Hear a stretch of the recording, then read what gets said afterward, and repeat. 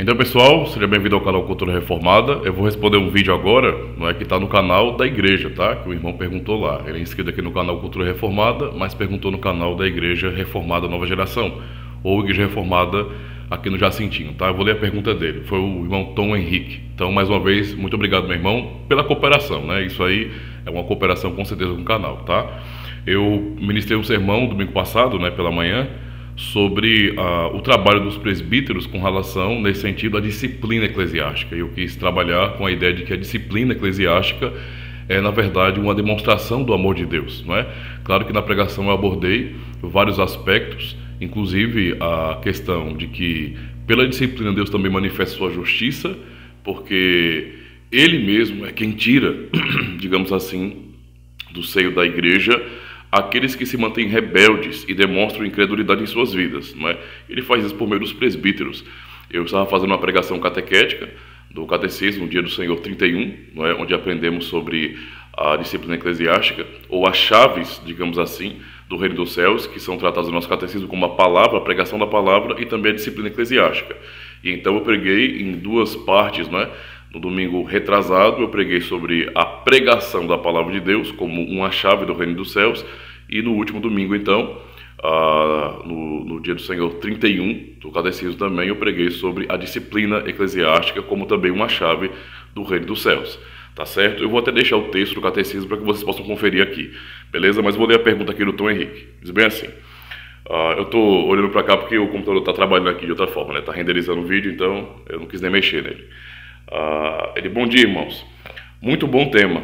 Um tema esquecido nas igrejas. Uma pergunta ao pastor que tem um canal pessoal. Como lidar com alguém que foi excluído da igreja? Sei que falou sobre isso, mas devemos agir como os TJ, as Testemunhas de Jeová, nesse sentido, que fazem isso da forma errada? Eu sei, mas devemos nem mesmo conversar com tais pessoas? Então vamos lá, muito obrigado mais uma vez pela pergunta. É uma pergunta muito importante e vale a pena realmente falar sobre isso, tá? Então, sim, nós sabemos da prática de TJs, né? Eu tenho um irmão na comunidade que já foi um TJ antes, né? No caso, um Testemunho de Jeová, certo? É claro que também está aqui aberto para algum Testemunho de Jeová que quiser comentar, porque entende que o que eu vou falar agora não corresponde à realidade, mas eu estou falando baseado naquilo que eu conheço, não é? Dessa seita nesse sentido, e também daquilo que eu ouvi de pessoas que foram da seita e que hoje são membros da igreja.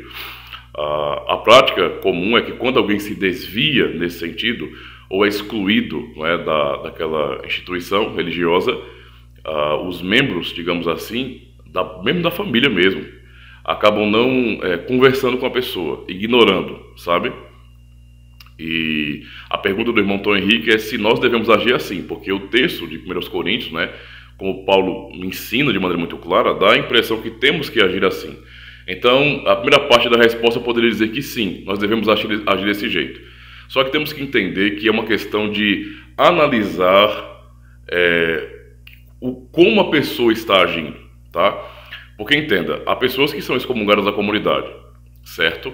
Mas mesmo excomungadas, elas mantêm certo respeito, tá? Elas acabaram sendo excomungadas porque no momento se mantiveram rebeldes, não quiseram ouvir o conselho, não quiseram submeter à palavra de Deus e acabaram sendo excluídas da igreja. Isso pode acontecer, mas mesmo acontecendo, há pessoas que, quando são excomungadas, elas mantêm um certo tipo de respeito à comunidade, tá? Não saem da comunidade e vão viver um tipo de vida promíscua. Vão, de repente, para uma outra comunidade. Não é desejável, não é ideal, mas, digamos assim, é o tolerável, né? Porque a pessoa, embora não esteja numa comunidade, na nossa igreja, no caso, né, Igreja Reformada, ainda assim ela está procurando congregar em outra comunidade, então visitar. Alguns que foram excomungados acabam visitando a igreja. Então você percebe que não são pessoas que foram excomungadas e começaram a manter nesse sentido um tipo de comportamento promíscuo, expressando todo tipo de coisa ruim, sabe? Não. Então nesse sentido, obviamente não dá para aplicar aquilo que Paulo está dizendo, porque o que Paulo está falando ali é sobre aquele rapaz, né, da igreja de Corinto, que estava coabitando com a mulher de seu pai, e isso virou uma relação comum dentro da igreja. Os presbíteros não estavam dizendo nada, não havia, né, nem tristeza nem indignação da comunidade por conta disso.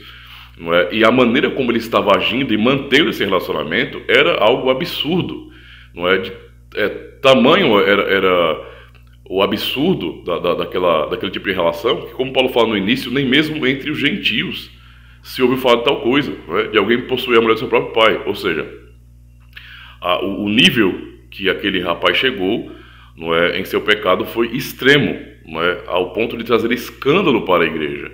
E a pessoa, nesse sentido, se manteve assim. Por isso, Paulo está dizendo, de maneira muito clara, que, não é, as pessoas que são excluídas por conta desse tipo de situação, não é, de provocarem um escândalo com seus pecados, não é, e mantiverem esse tipo de relação pecaminosa, causando escândalo ainda, não é sadio para os cristãos manter um relacionamento com essa pessoa. Não é que não possa falar, entende? Não é que não possa falar. Nós devemos, como comunidade cristã, ainda, não é, mostrando misericórdia, chamar a pessoa para o arrependimento, né? Confrontar quando houver ocasião para isso, confrontar o pecado da pessoa com a lei de Deus, apontar para a graça do Evangelho, apontar para tudo isso. Isso é necessário em ter a situação, mas depende de cada caso. Naquele caso específico de Paulo ali, não é, o que ele estava falando, era algo realmente ruim. Era uma pessoa não cristã, ou então alguém, no caso não cristã, se fingindo de cristão, ou então alguém que era membro da comunidade, mas que agia como não crente. Então, nesse sentido, esse indivíduo é pior do que os não crentes. Tanto é que a comparação de Paulo é muito clara ali. Não é para que nós venhamos nos separar do mundo de maneira completa, porque senão teríamos que sair daqui, né? Não, nós somos chamados para ficarmos aqui e aqui sermos luz. Por isso, nós não precisamos perder o contato com as pessoas de fora, que não são da igreja. Mas quando o indivíduo se diz cristão e vive um tipo de vida promíscua, não é, de escândalos com relação a isso, nós cristãos devemos, por causa dessa situação específica, nos afastar sim de mantermos um relacionamento com ele. Qual o sentido de eu estar com uma pessoa que saiu da igreja por essa rebeldia e que mantém um tipo de vida promíscuo assim e que vive a blasfemar o nome do Senhor e eu ter, nesse sentido, um relacionamento com essa pessoa? Nesse sentido, até mesmo como não cristão, né? Eu não vou manter a amizade de verdade para estar frequentando o mesmo ambiente ou então andar com pessoas que vivem a blasfemar o nome de Deus. Meu único interesse com pessoas assim é evangelização. Eu só vou ali para pregar, para falar do evangelho e eu saio. Eu não vou ficar na roda dos escarnecedores. Não faz sentido isso, tá? Então se aplica tanto aos que não são da igreja como àqueles que são piores, ou seja, que são cristãos, não é mesmo que nominais, faziam parte da comunidade, mas agem como não cristãos. Então eles são piores do que os ímpios nesse sentido, tá? Então, nessa aplicação, como eu estou falando aqui, então sim, nós precisamos realmente nos afastar de ter um relacionamento com essa pessoa, não é? Como que eu posso ser um cristão que ama ao Senhor Jesus e vou estar mantendo uma amizade de verdade com alguém, não é, que está o tempo todo blasfemando o nome do Senhor? Não faz sentido, porque não há nenhum pingo de respeito sequer. Tá? Então é nesse aspecto. Então, no sentido geral, não é, quando não há esse extremo, digamos assim, nós devemos sim buscar, não é, e de maneira limitada, é claro, e com sabedoria, a amizade no sentido de evangelizarmos a pessoa, não é, de confrontarmos o pecador. Se a pessoa não quiser ser confrontada com o pecado dela, então também eu nem quero conversa, tá? Então, se a pessoa quiser ainda que eu tenha esse contato de falar, ela vai ter que também aprender a ouvir. Quando for ocasião para eu vou realmente confrontar o pecado. Eu acho que essa é a postura cristã correta e uma aplicação sadia, não é, de 1 Coríntios capítulo 5, tá certo? Muito obrigado. Qualquer dúvida que ficar ainda pode perguntar, que eu posso fazer mais vídeos depois. Deus abençoe, meu irmão.